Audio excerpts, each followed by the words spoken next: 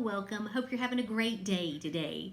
We are taking a look at Leviticus Chapter 16 today, and this chapter begins by talking about the Day of Atonement.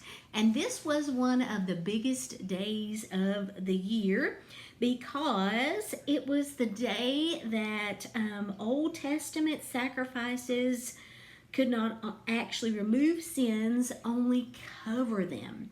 Now, we see in this chapter, God speaks to Moses about the recent death of Aaron's two sons. If you remember, Aaron's two sons were actually killed because they did the wrong type of fire offering, and God spoke to Moses about this and instructed Moses to not allow Aaron to enter the most holy place in the temple, or he would also be killed.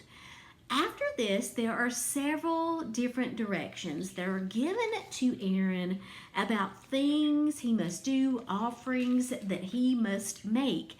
And I wanted to read part of this. Part of the offering, I guess you could say, sacrifices that Aaron needed to make consisted of two goats. And the first goat would be sacrificed for their sins. And then in verse 20 it says, when Aaron had finished purifying the most holy place and the tabernacle and the altar, he must present the live goat. This is the second goat.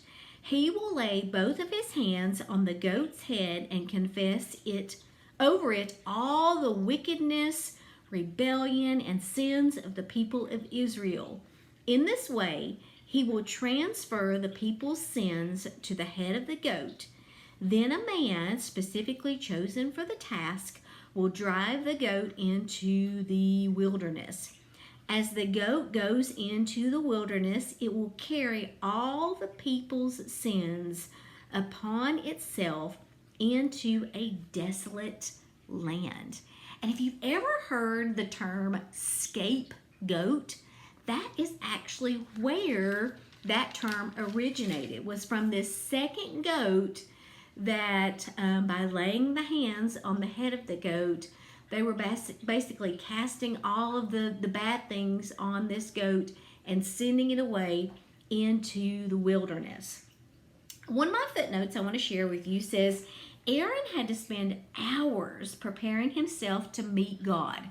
Remember, he couldn't just go into this most holy place. But we can approach God anytime.